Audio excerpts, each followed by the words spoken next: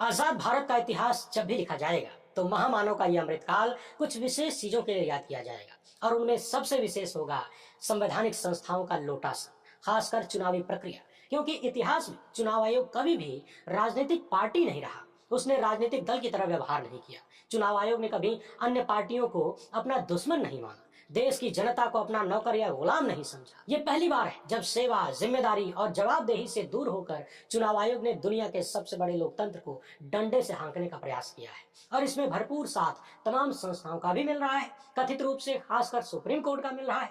और असली बात तो यह है कि अगर न मिल रहा होता तो इस तरह से खुला खेल फरुखाबादी करने की हिम्मत ज्ञानेश कुमार गुप्ता की नहीं होती। एक बार फिर से याद दिला दें, राहुल गांधी ने वोट चोरी के कितने गंभीर आरोप लगाए, तमाम आंकड़े और साक्ष्य प्रस्तुत किए, ललकारा, केचुआ ने बिना जांच किए सब कुछ झूठा बता दिया। और इस देश का सुप्रीम कोर्ट अपने कान में रुई डालकर बैठा है। वहां बैठे मिलाड़ लोग भाजपाई नेताओं के साथ ऊंट गाड़ी पे घूम के, हवाई जहाज में घूम के, पैदल घूम के इतना थक गए हैं, और कुछ लोग तो डिनर पार्टी में इतना हलवा पूरी चाप लिए हैं कि बेहोशी में सो रहे हैं, उनकी नींद ही नहीं खुल रही है। अपने सुओ मोटो और पूर्ण न्याय के अधिकार को एकदम भुला दिए हैं। न तो उन्हें कर्नाटक वाला वोट चोरी का एटम बम नजर आया, न उन्हें उत्तर प्रदेश के कुंदर की विधानसभा का खेल नजर आया, और न ही राहुल गांधी का दूसरा पर्दाफाश नजर आया।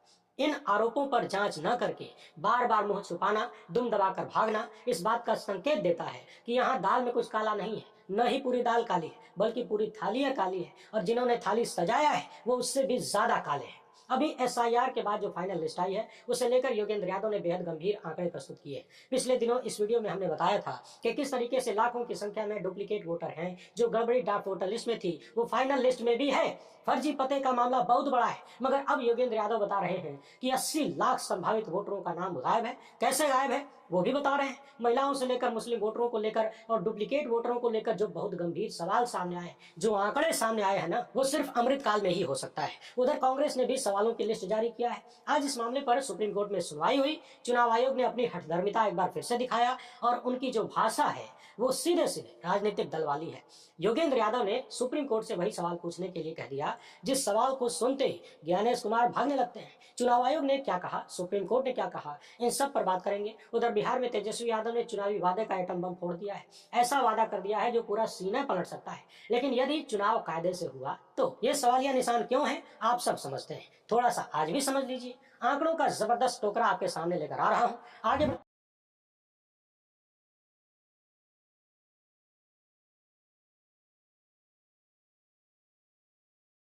के बारे में कुछ भी बोलने, सुनने, समझने से पहले आपको याद दिला देते हैं, जिस दिन एसआईआर का ऐलान हुआ उसके बाद पहले वीडियो में मैंने कहा था कि चुनाव आयोग जो दावा कर रहा है, जो वादा कर रहा है, वो तो खाली कहने सुनने की बात है। असल में वो गणित सेट करने का खेल नजर आता है।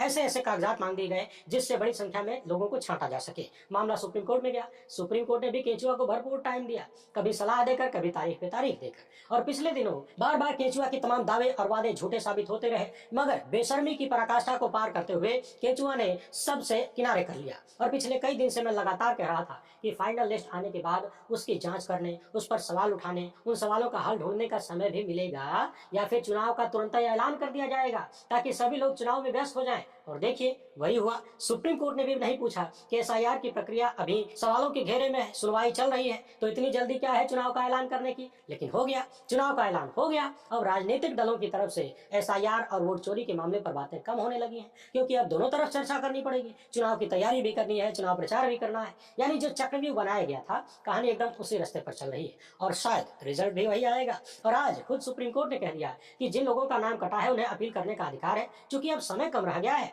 इसलिए हम अंतरिम उपाय मानते हुए बिहार एसएलए की कार्यकारी अध्यक्ष से अनुरोध करते हैं कि वो आज ही सभी डिस्ट्रिक्ट एसएलए सचिवों को पैरालीगल वॉलंटियर्स और मुफ्त कानूनी सहायता देने के लिए वकीलों की सेवाएं उपलब्ध कराने का संदेश भेजें।